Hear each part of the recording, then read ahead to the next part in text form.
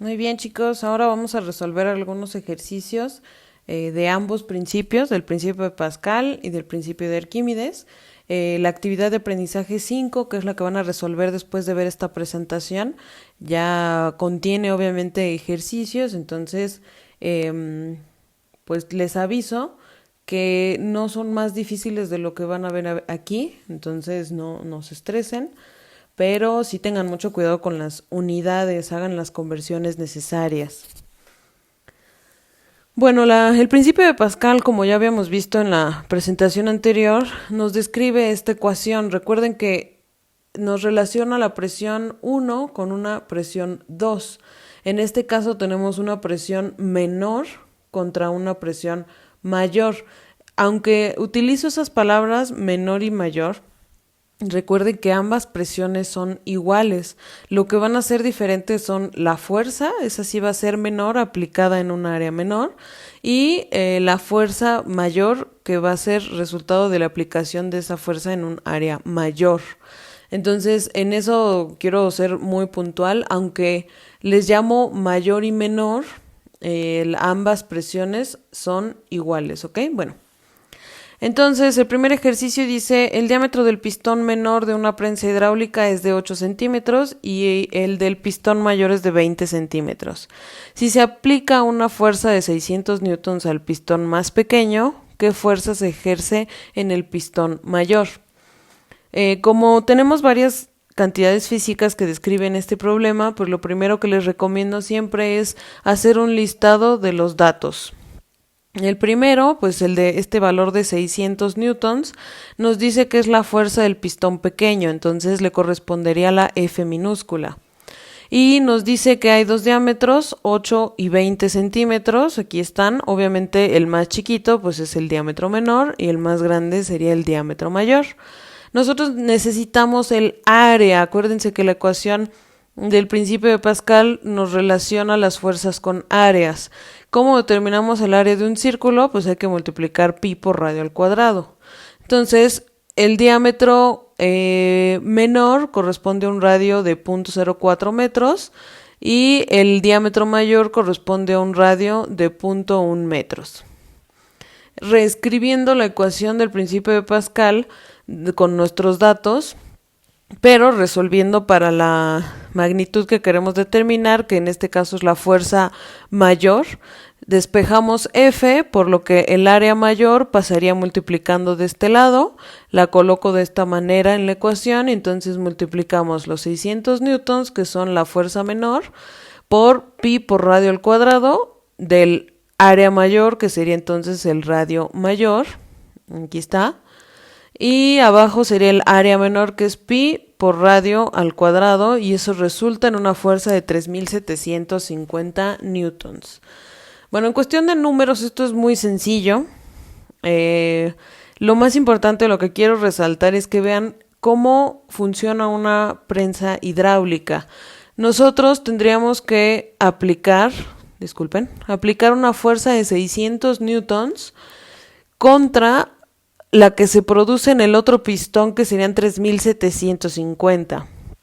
Es muchísimo mayor, es decir, este artefacto nos hace incrementar la fuerza en muchísima cantidad. Luego el ejercicio número 2 dice, el área del pistón menor de una prensa hidráulica es de 10 centímetros cuadrados. Si se ejerce sobre el pistón una fuerza de 100 newtons y se requiere que el pistón grande ejerza 9600 newtons, ¿cuál es el área del pistón grande? Bueno, en nuestros datos, el primero, que es de 10 centímetros cuadrados, le corresponde la letra A minúscula porque es el área del pistón menor. Luego los 100 newtons es la fuerza del pistón que corresponde a esta área, que en este caso sería F minúscula, o sea el pistón menor, y los 9600 es la fuerza que queremos que se ejerza en el pistón mayor, entonces es F mayúscula. Bueno, la ecuación de Arquímedes, aquí está, nos pide que determinemos el área mayor, entonces despejamos la A mayúscula. Esta A mayúscula pasaría del otro lado multiplicando, como la teníamos en el ejercicio anterior, quedaría acá arriba, entonces esta A minúscula pasa multiplicando y la F, que estaría multiplicando la A mayúscula, pasa dividiendo y así queda despejada. sustituimos nuestros datos, que en este caso no tenemos que hacer ninguna conversión. ¿Por qué? Porque tenemos los newtons que se cancelan con los newtons y entonces las unidades de área, en este caso aunque yo no hice ninguna conversión, pues son las mismas unidades que nos van a dar en el resultado. Esto es algo muy importante, chicos. Pueden, si están acostumbrados a hacer la conversión a metros cuadrados, háganlo, pero entonces su respuesta va a estar en metros cuadrados. Esta sería como la ecuación que es excepción de todo lo que hemos visto, porque en esta es en la única en la que pueden tener unidades de que están del sistema internacional combinadas con unidades de otro sistema. Lo único que tienen que tener mucho cuidado es que las fuerzas tienen que estar en las mismas unidades y las áreas van a estar en las mismas unidades. En el ejercicio 3 dice, el área del pistón grande de una prensa hidráulica es 15 veces mayor a el área del menor. Si se aplica una fuerza sobre el pistón menor, ¿cuántas veces mayor es la fuerza de salida que la de entrada? Bueno, esto es como pregunta capciosa, estoy segura que automáticamente están pensando que, pues si el área es 15 veces mayor, pues entonces la fuerza va a ser 15 veces mayor. Matemáticamente expresando esto, pues tenemos la ecuación del principio de Pascal, y aquí lo que nos dice es que la fuerza mayor es 15 veces la fuerza menor, entonces lo expreso de esta forma. Reacomodando las variables para entender la relación que hay entre las fuerzas, moví la A mayor aquí y la A menor se queda en su lugar, pero moví la F para acá, que es un despeje, digamos, un reacomodo de las variables donde no afectamos nada.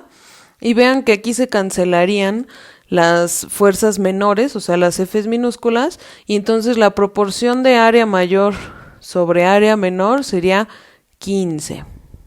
Y ahí queda demostrado matemáticamente. Bueno, ahora vamos a hacer ejercicios del principio de Arquímedes. Recordando, acuérdense que el principio de Arquímedes nos dice que existe algo que se llama peso aparente, donde algo que cargamos en el agua, que parece que tiene un peso menor, cuando lo sacamos al aire tiene un peso mucho mayor. Es para que se vayan acordando de las variables. Entonces, el fluido que carga al objeto que está dentro del agua ofrece una fuerza de empuje que va hacia arriba y contrarresta el peso del objeto. Podemos determinar la magnitud de esta fuerza de empuje restando el peso real, que es el peso en el aire, menos el peso aparente. Obviamente, si en algún problema les dan ambos datos, pues los restan y obtendrían el empuje. Luego podríamos relacionar ese empuje con la densidad del fluido en el que se está sumergiendo el objeto, el volumen del cuerpo del objeto y la gravedad. Y finalmente, cuando hablamos del iceberg, acuérdense que parte del iceberg se queda por arriba, o sea, flota, y parte del iceberg se queda abajo, es decir, se hunde. Esto nos ayuda a relacionar el volumen sumergido, que sería el volumen que está abajo, el volumen del cuerpo, que sería el volumen de todo el cuerpo, y se relacionan las dos densidades, la densidad del cuerpo, o sea, la del hielo, en el caso de un iceberg, y la densidad del líquido, que sería la del mar, en el caso de esta imagen, ¿sí? Bueno. Vamos a hacer algunos ejercicios. El número 1 dice que un objeto que pesa 40 newtons en el aire y 32.8 newtons cuando se sumerge en glicerina, tenemos que calcular el empuje, el volumen del objeto y la densidad del objeto. Y nos dan como dato la densidad de la glicerina. Escribiendo nuestros datos, 40 newtons correspondería a la W, que es el peso en el aire. WA, que es el peso aparente, correspondería al de 32.8, que es cuando ya está sumergido en el fluido, y podemos determinar la fuerza de empuje restando ambos, que nos resulta en 7.2, y con eso ya calculamos el inciso número 1. Luego nos pide el volumen del objeto, entonces de la segunda ecuación que tenemos, lo que relaciona la densidad del fluido, el volumen del cuerpo y la gravedad, podemos despejar el volumen del cuerpo y determinarlo. Entonces, la densidad del fluido y la gravedad que están multiplicando pasarían del otro lado dividiendo. Y entonces el volumen del cuerpo se relaciona con el empuje entre la densidad por la gravedad y nos resulta en este caso en un número muy chiquito, es decir, un volumen muy pequeñito. Y ya con eso determinamos el inciso número 2. Ahora, para el inciso número 3 nos pide que determinemos la densidad del objeto. Si observan, en ninguna de las ecuaciones que teníamos hay densidad del objeto. Entonces, quiere decir que pues tenemos que recurrir a lo que ya conocemos de la semana anterior, donde sabemos que densidad es igual a masa sobre volumen. ¿Cómo sacamos la masa? Pues bueno, a partir del peso, porque eso es algo que tenemos desde el inicio. Entonces, la masa es peso entre gravedad y resulta que la masa del objeto es 4.08 kilogramos. Y el volumen, pues es el que acabamos de determinar, entonces masa entre volumen, resulta que este objeto tiene una densidad altísima de 7000 kilogramos por metro cúbico. El ejercicio número 2 dice, Ana compró un anillo supuestamente de oro. Si el anillo pesa 0.2 newtons en el aire y 0.19 newtons en el agua, determinemos el volumen del anillo, la densidad del anillo y si es oro o no. Este ejercicio es exactamente igual al anterior, la única diferencia es que pues nos tiene mezcladitos un poco los datos para que ustedes siempre tengan que poner mucha atención. Nuevamente tenemos el peso del anillo, que es W, que es en el peso en el aire, el peso aparente, que es el 0.19, que es cuando está sumergido en agua, el fluido aquí es agua. Entonces podemos sacar el empuje restando ambos pesos y resulta que tenemos 0.01 newtons. Ya, tenemos el primer empuje. Ahora vamos a sacar el volumen del anillo que se parece al inciso 2 del ejercicio anterior. Para eso utilizamos la segunda ecuación y despejamos nuevamente el volumen del cuerpo, entonces la densidad y la gravedad pasan dividiendo al empuje y sustituimos nuestros datos. Aquí muy importante, vean que acuérdense que esta es la densidad del fluido y el fluido es agua. Entonces nos resulta ya el volumen, ya tenemos el primer inciso y nos pide la densidad, entonces nuevamente pues necesitamos masa entre volumen, entonces la masa la obtenemos a partir del peso, obteniendo esta masa. Y ahora sí dividimos masa entre el volumen que acabamos de determinar y resulta que es de 20.000 kilogramos por metro cúbico. Ya tenemos el inciso número 2. Ahora, ¿es oro? ¿Cómo podemos saber si algo es oro? Bueno, pues comparamos sus densidades. Recuerden que las sustancias tienen densidad específica, que hay tablas que tienen todas las densidades y que solamente esa sustancia tiene esa densidad específica. Entonces, 20.000 es muy diferente de 19.300. Quiere decir que este anillo no es completamente de oro, no podemos saber de qué material es, a menos que consultáramos unas tablas y viéramos qué metal tiene una densidad de 20.000 kilogramos por metro cúbico, pero al menos para este problema podemos decir que no es oro.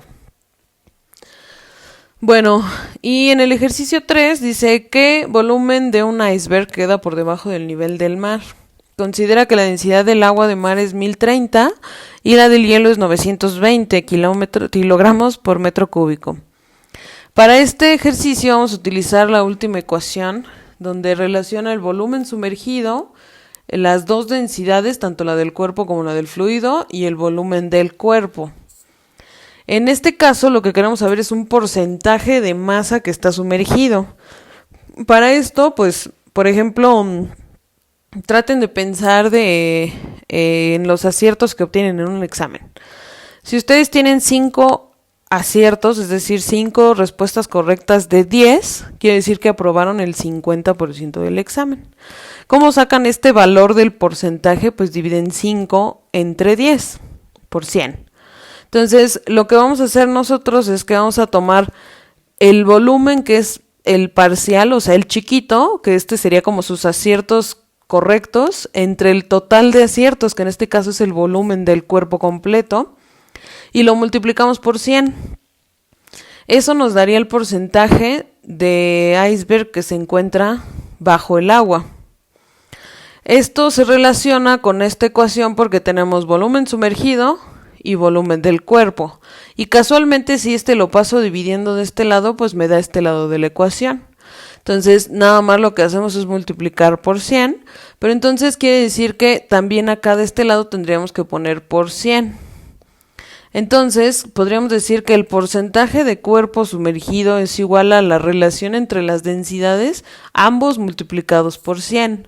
Y entonces solamente vamos a dividir la densidad del cuerpo, que son 920, entre la densidad del fluido, que son 1030, y lo multiplicamos por 100, y quiere decir que el 89.3% de un iceberg se encuentra bajo el agua.